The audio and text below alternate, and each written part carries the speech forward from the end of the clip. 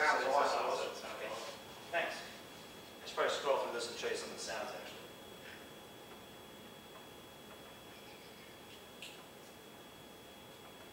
You can actually make sitar sounds and stuff like that.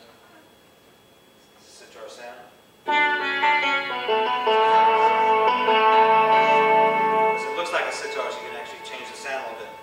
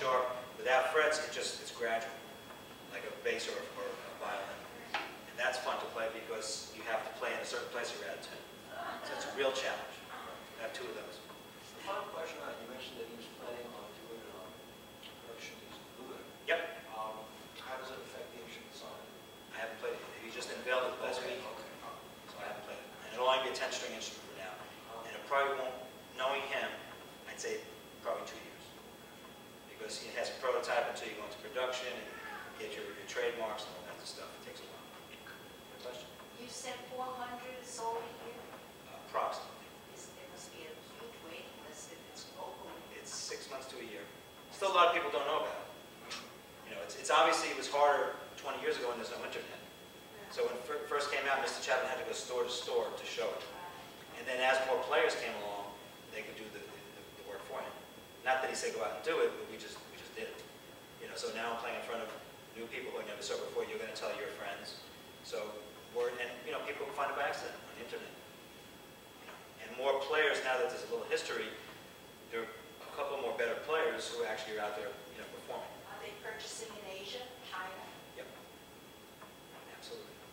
Not as much because they have some restrictions on what comes in and what comes out. He has one instrument, it's called the NS Stick. I believe it's made in Korea. That has 8 8 strings on the body to it. Yes. But they're all over the world. I have people in Australia I talk to, and the cool thing about the internet, we all talk to each other. So we all know each other by first name, all the stick players in the world, and most of us. You know, aluminum is cold and wood is warm, so it must be a different sound. Not only that, when you're out in cold weather, it might be cold, and if there's a spotlight, it might hit it and hit you right in the face. So there might be some problems. Because the one I have that has no frets, it's actually a piece of stainless steel. And when I look down, sometimes when the light hits it, I get like floaters in my face because it is kind of weird. So it is a point. But I don't know. Maybe it's a dull look. Maybe it won't be so shiny. Because we don't want to like decapitate people like a laser beam flying. You're playing out in the sun, it hits it. That would be bad. Yes. Bellucci. Bellucci. B-E-L-L-U-C-C-I. Oh, okay. Steve Adelson. Adelson? Yes. Yes. And that, foxhole thing, I thought that was mostly catering. No, we're upstairs in the restaurant. They fix it up real nice, restaurant area, bar area. Every Monday, 8 p.m. we start. Yes, yes. You can have dinner, you don't have to eat, but yeah, it's a real nice, it's a nice environment, I have to say. Yeah, nice people there. I'm sorry? There was a bar. Oh yeah, yeah. We play right in the bar, and then behind us is a restaurant, but you could also, there's tables set up in the bar area, so it's, yeah.